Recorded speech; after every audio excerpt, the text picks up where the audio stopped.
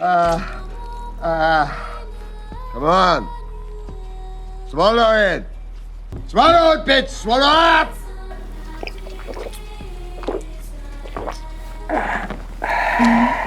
This is definitely the most brutal human modification surgery in the world. The warden was extremely perverted. To save prison resources, he actually turned hundreds of inmates into a human centipede. He connected the inmates' mouths to their buttocks, and the length of the entire centipede could even circle several football fields. This method not only saved food, but also made management easier. When the inmates were released after serving their sentences, there would be no obvious abnormalities on their bodies, only a few scars on their mouths. To ensure the smooth progress of this human experiment, the warden hired a top-tier surgeon. Soon after, the warden knocked down all the inmates with a tranquilizer gun. With a single order, the guard sent all of them to the operating room. Watching his plan move forward steadily, the warden danced with joy. As time passed, the surgery was progressing smoothly, but an accident suddenly occurred. Several inmates had poor digestion and suffered from frequent diarrhea. If they were placed in the middle of the centipede, everyone behind them would starve to death. To keep the plan on track, the warden cruelly killed all the inmates with problems. One day, the governor came to inspect the prison. The warden proudly took him to see his great masterpiece. The shocking human centipede appeared right in front of the governor. The extremely terrifying scene stunned the governor instantly. To ensure food supply,